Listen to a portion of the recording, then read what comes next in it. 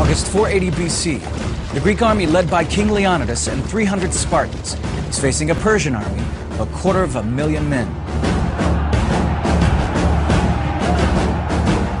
The Persian king Xerxes watched in disbelief as 700 Greek troops formed up at the valley entrance. They lined up in a phalanx formation. The phalanx was a forest of spears. The commander would signal for the push, the rear ranks pushing forward and pressing their shields against the backs of the men in front, and you pushed against the forces opposing you and literally tried to shove them backwards and drive them off the field.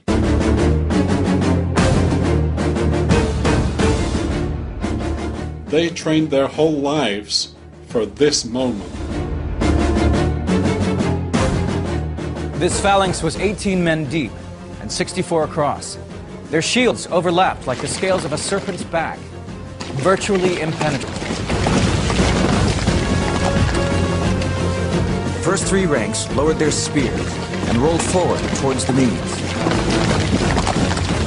In contrast to the Greeks, the Medes were lightly armed. They carried light wickerwork shields and spears.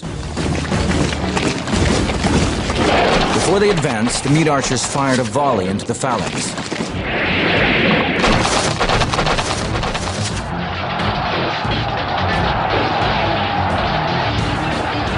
Leonidas sent in more Greeks to reinforce the phalanx, pressing their weight into the backs of their fellow troops. Volley after volley of arrows filled the sky. The Greek infantry had a 3-foot shield. The shields were bronze-faced with maybe 2 inches of oak underneath that. So if you want to think of that as a kitchen cutting board. And how hard you can whack a cutting board with a battle axe if you break it. As the Greeks began to tire, Leonidas sent in his Spartan warriors. They advanced in a phalanx formation as the exhausted Greeks ran back. As they would advance, they would be talking to each other and inspiring each other, encouraging each other to advance while these other people are advancing towards you. I mean, as each step got closer and closer, the terror must have been unbelievable. The highly trained Spartans slaughtered all in front of them. The Medes saw that their own weapons were useless, and in desperation began grabbing at the Spartan spears.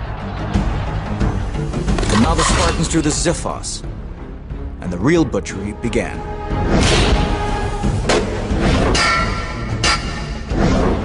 Are you hungry? Are you tired? Are you thirsty? Are you wounded? It doesn't matter. You're a warrior and you fight.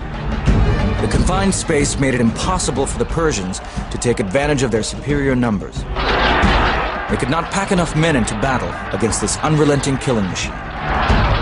Combat in those days was all hand-to-hand. Nobody shot anybody. No smart bombs came in. If you were going to kill the enemy, he was going to be right in your face and trying to kill you. Wave after wave of Xerxes' warriors perished as they tried to penetrate the Spartan shield wall. Leonidas joked, "Xerxes has plenty of men, but no soldiers." But the Spartans took casualties as well. Spartans had a method for identifying their dead, many of whom were battered beyond recognition. They would take a twig and put their mark at either end. And they'd break it in half. Half was kept in a bowl behind the lines, and the other was worn around the wrist. So there you have the ancient equivalent of a dog tag. If the soldier survived, he could reclaim his twig after the battle. If not, the dead and lost could be easily counted. As the battle moved into the second day, the Persians could make no headway. They were simply not prepared for this kind of fighting. Far removed from the wide open plains of the east where cavalry, chariots, and light infantry could decide the outcome. Sitting on his hillside throne, Xerxes became more and more agitated, jumping to his feet every so often like a spectator at a football game. Xerxes just said, "Hey, you guys go out there and take that pass, kick these guys out of the way." And these lightly armed Medes went up against the heavily armed Greeks, and the heavily armed Greeks kicked their butt. Xerxes decided to play his trump card and send in the immortals. And might have been hundreds of thousands of soldiers on the battlefield, but now the combat was between two fighting elites. 10,000 Persian immortals against what remained of 300 Spartans. August 480 BC. The Spartans had held the pass at Thermopyl for nearly a day and a half. Xerxes had failed to crack their defense. Now he gambled everything by sending in his own personal guard, the Immortals.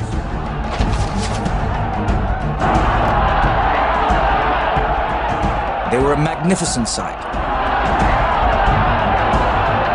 They carried bows, spears, and short daggers. But rank after rank of the elite shock troops fell in the dust. The light-armed Persians couldn't penetrate the Greek armor, but the Greeks could penetrate them at will. And also the Greeks were trained to fight at close quarters and to come to grips at close quarters. Nothing could shake the Spartans. Xerxes needed a miracle, and it came from an unexpected source. A Greek trader, Ephialtes, seeing a chance to get rich quick, crossed over to the Persian camp. He told Xerxes about a pathway that wound around the mountainside and came out behind the Spartans. The name Ephialtes has entered the modern Greek language. It means nightmare in modern Greek. Ephialtes is today a nightmare. Under cover of darkness, the Persians filed up the track, and on the morning of day 3, emerged behind the Spartans. Leonidas had been outflanked. He knew this would be his last battle. To avoid unnecessary casualties, he sent the rest of the Greek army home. The Spartans would stand alone. It must have been an amazingly emotional moment as men were walking out, brave men, knowing they were going to live, while others were walking up to the front line knowing that they were going to die.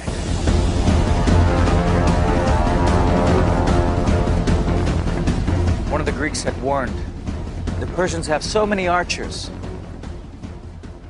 that their arrows will blot out the sun. Well said the Spartan Dionykes, we will fight in the shade. This was Spartan wit. And when somebody says something like that, you laugh and fear goes away. Leonidas was more somber. He ordered his men to breakfast, saying, "Tonight, we shall dine in Hades." As the battle recommenced, the Persians closed in from both sides on the tiny band of Spartan survivors. But the Spartans, with nothing to lose, fought like demons. The Persians suffered heavy losses. Then Leonidas fell. His Spartan soldiers rushed forward to save his body from capture and mutilation. The fact that the Greeks fought in the way they did to preserve his body from the Persians at the moment of final defeat again symbolizes how important the position, the status, the role of the king, the leader, actually was. Xerxes now decided to bring this battle to a quick end. He had tried to fight soldier to soldier in the honorable tradition of his Persian ancestors, but he could not break the Spartans. He had lost nearly 10,000 men, including 2 of his own brothers. He decided to withdraw his troops. He would finish the Spartans off at a safe distance with arrows. The Spartans regarded the bow as a weapon for cowards because it killed from a distance. Thousands of arrows rained down on the broken Spartans until not one was left standing.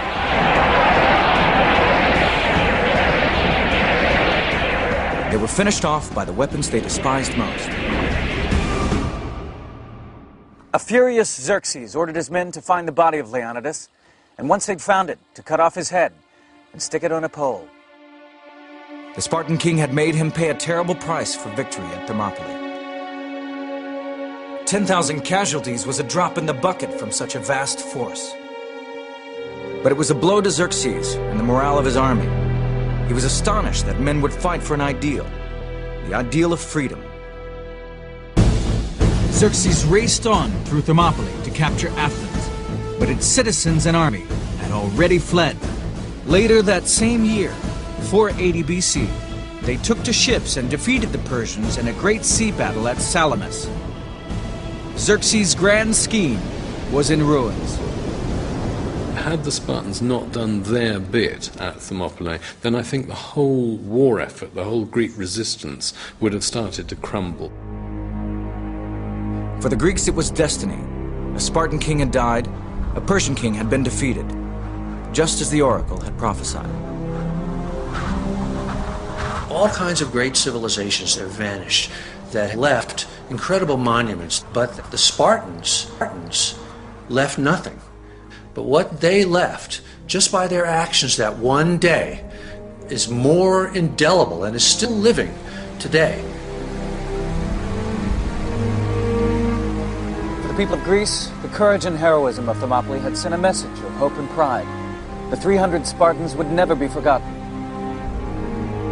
A grateful Greece paid the poet Simonides to compose their epitaph.